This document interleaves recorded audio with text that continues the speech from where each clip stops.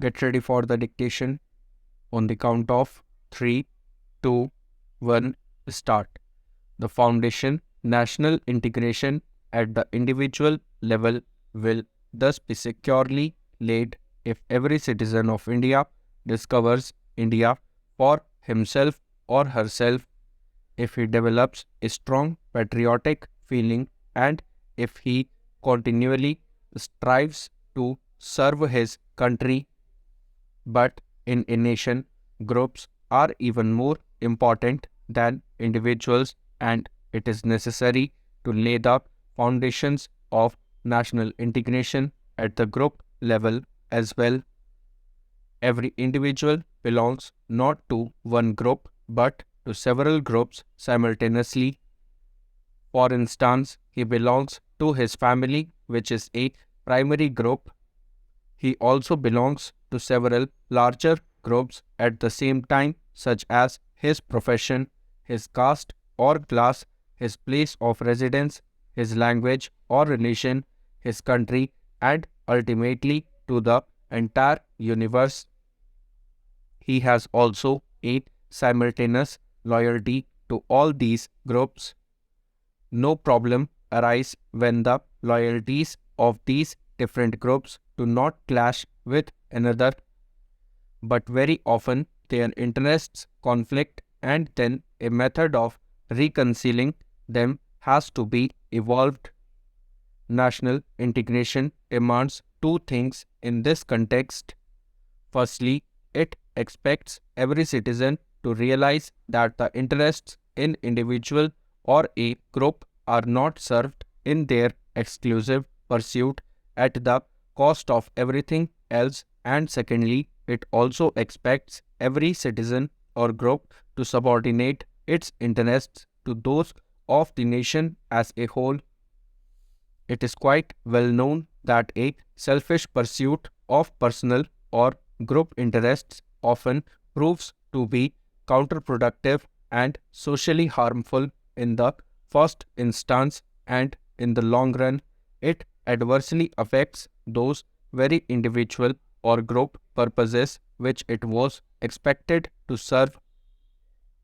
On the contrary, if the larger social objectives are pursued, they yield good results not only for the society as a whole, but also for all its component individuals or groups.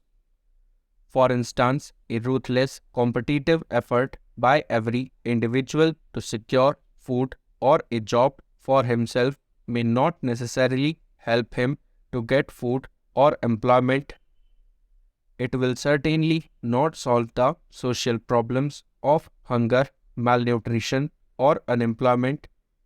But if all citizens and groups were to strive for abolition of hunger or unemployment in a concerted action, these social problems will easily be solved. In order to promote national integration, therefore, we must educate each citizen to subordinate his personal to the imperatives of national development in all its parameters. It is unfortunate that there are several antisocial forces which prevent the development of national integration. It is the responsibility of all of us to see that they are overcome. One such important force is regionalism.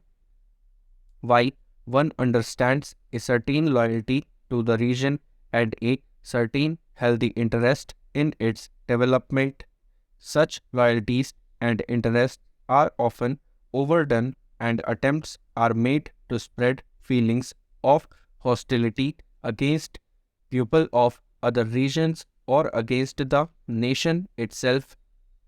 One particularly deplores the rise of several senas in different parts of the country, which often carry on virulent and violent campaigns against the people migrating from other regions. One can sympathize with the demand that the legitimate claims of the local people in regard to local employment should be given due consideration. But agitations in the name of the sons of the soil can hardly solve the problem of unemployment. It can be solved only when there is rapid economic growth, not only in the region but in all parts of the country. What is even more important, such demands cannot be carried to an extreme position which negates the very right of every Indian citizen to seek employment and to settle down in any part of India, and no one can support the campaigns of hate and violence which are often let loose in the wake of even legitimate demands. Another important disruptive force is linguism.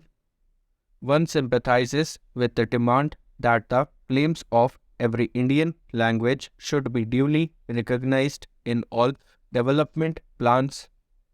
This, in fact, is the existing policy of government, and several measures are being taken to see that all Indian languages, each of which is a national language, receive due encouragement and support.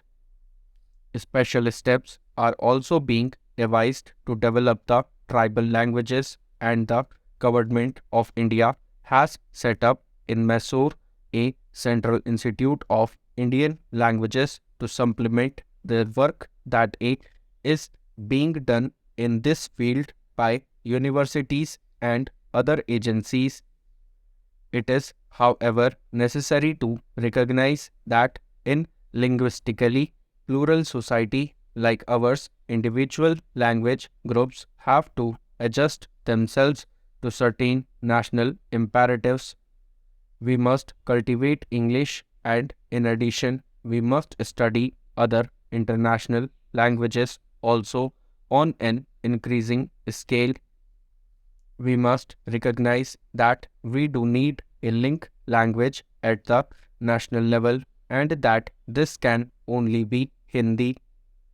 The national leadership has made it clear that the development of Hindi will not be allowed to affect the development of other Indian languages.